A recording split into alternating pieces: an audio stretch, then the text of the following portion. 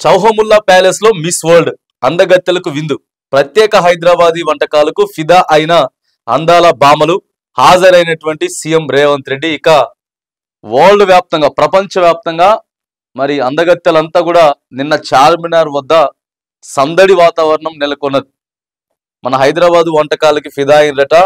మరి రేవంత్ రెడ్డి గారు నిన్న ఆ వంటకాలకి హాజరైండు.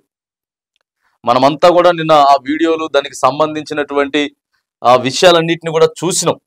చౌహముల్లా ప్యాలెస్ లో మరి మిస్ వరల్డ్స్ నిన్న ఆ గాజులు కొనడం, తర్వాత అక్కడక్కడ రకరకాల ఐటమ్స్ ఏవైతే ఉంటాయో, సో అవన్నీ కూడా చార్మినార్ దగ్గర చిన్న సందడి వాతావరణం కూడా నెలకొన్నది. ముఖ్యమంత్రి గారు పోయిండు, మంచిగా ఎంజాయ్ చేసిండు సార్. ఓకే, పెట్టాలా, మనం మిస్ వరల్డ్ పోటీలు పెట్టుకోవాలి. ఎందుకంటే ఇవాళ తెలంగాణ గురించి మాట్లాడుకుంటారు.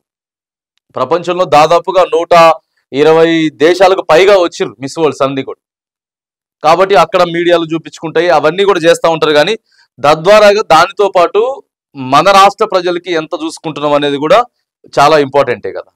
దీంతో పాటు ఇది కావాలి, దాంతోపాటు అది కూడా కావాలి. మరి ముఖ్యమంత్రి గారు అది ఆలోచన చేయట్లేరు. రైతులు అసలు ఒడ్లు కొంటలేరు. రోజుకి ఏదో ఒక దగ్గర వర్షం పడుతున్నది. ఇంత మే నెల, ఇంత ఎండాకాలం అయినా కానీ ఏదో ఒక దగ్గర వర్షం పడతా ఉన్నది. రైతులు గగ్గోలు పెడతా ఉన్నారు. చాలా కూడా చూస్తా ఉన్నాం మనం సోషల్ మీడియాలో. ఒక బాక్స్ పెట్టి దాంట్లో ఆఫ్లో అందాల పోటీలు పెడుతున్నారు. దాని కింద రైతన్నలు మొత్తం ఆగమైపోతున్నారు, తడిసిపోతుంది ధాన్యం అని చెప్పి. సో ఇట్లా వైరల్ అవుతా ఉన్నాయి వీడియోలు.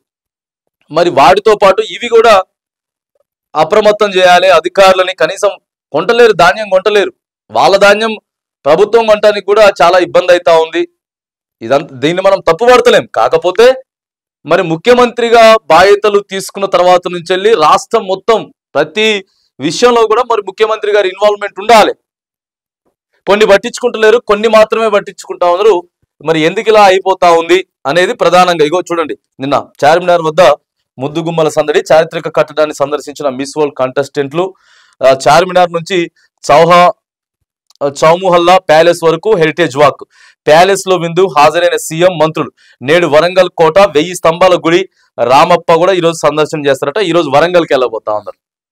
వరంగల్లో కూడా మరి మనం తర్వాత అక్కడ కోట, 1000 స్తంభాల గుడి, రామప్ప సందర్శన వీటన్నిటిని కూడా మరి సాయంత్రం 4-5 గంటల తర్వాత మరి వీక్షించేటటువంటి అవకాశం అయితే ఉంది. ఏదేమైనా కానీ తెలంగాణలో మాత్రానికి అందాల తారలు, అందగత్తెలు, ప్రపంచ దేశాల సైతం అందగత్తెలు తెలంగాణకి రావడం కూడా చాలా గర్వకారణం.